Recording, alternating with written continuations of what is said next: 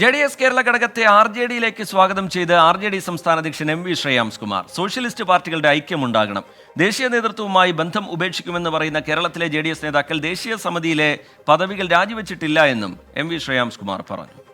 ഇന്ന് JDSന്റെ ദേശീയ നേതൃത്വവുമായുള്ള ബന്ധം കേരള ഘടകം വേണ്ടെന്ന് വെച്ചിരിക്കുന്നു. മാത്രവുമല്ല, സമാനമായ പാർട്ടികളുമായുള്ള ലയനത്തിനുള്ള സാധ്യതകൾ തേടുമെന്നുള്ളതാണ് അവർ പറഞ്ഞിരിക്കുന്നത്.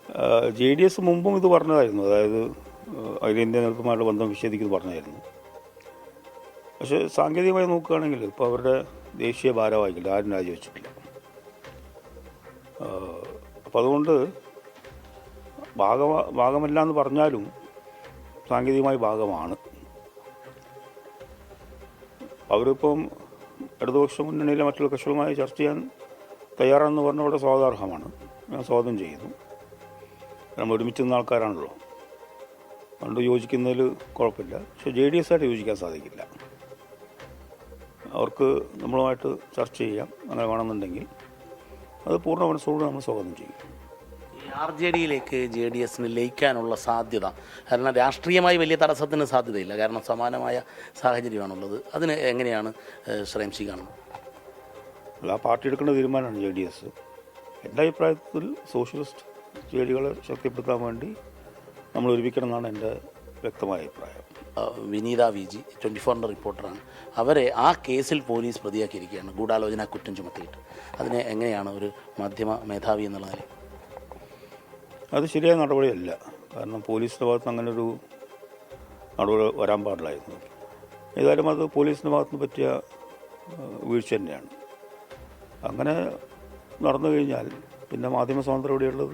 ഡൽഹിയിൽ നടക്കുന്ന അതിക്രമങ്ങളിൽ കൃത്യമായി പ്രതിഷേധിക്കുന്നതാണ്. ഇപ്പോൾ സർക്കാർ ഒരു പരിശോധനയ്ക്കും പോലീസിനൊരു മൂക്കുകയറിടേണ്ടത്. തെറ്റ് സംഭവിച്ചിട്ടുണ്ടെങ്കിൽ തീർച്ചയായിട്ടും ചെയ്യേണ്ടതാണ്. കാരണം ഇവിടെ ഈ കാര്യത്തിൽ ഞാൻ മനസ്സിലാക്കുന്നത് പോലീസിൻ്റെ ഭാഗത്തുനിന്ന് വീഴ്ച ഉണ്ടായിട്ടുണ്ട്. ആ വീഴ്ച തിരുത്തേണ്ടത് തന്നെയാണ്.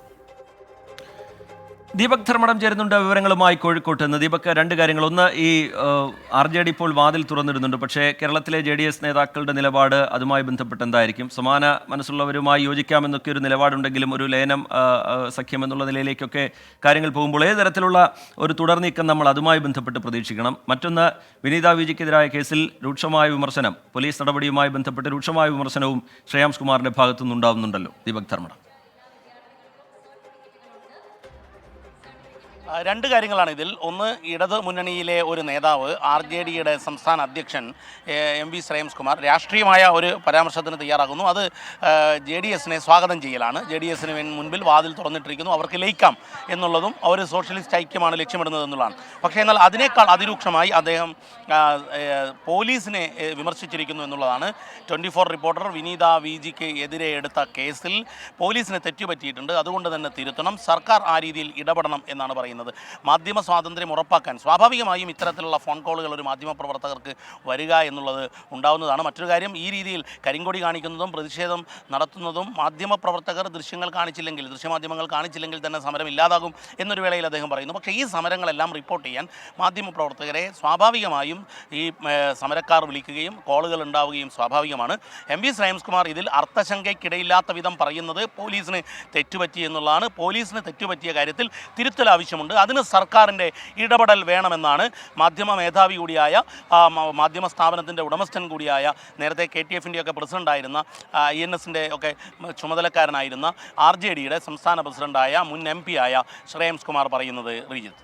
ശരി, ദീപക് ധർമ്മടം കോഴിക്കോട്ട് നിന്ന് വിവരങ്ങൾ നൽകുകയായിരുന്നു. ലോകത്തെവിടെയായാലും ഏത് സമയത്തും 24 വാർത്തകളും ഓഗ്മെന്റഡ് റിയാലിറ്റി പാക്കേജുകളും എക്സ്പ്ലെയിനറുകളും വിശദമായി കാണാൻ ഞങ്ങളുടെ YouTube ചാനൽ നിങ്ങൾക്ക് സബ്സ്ക്രൈബ് ചെയ്യാം.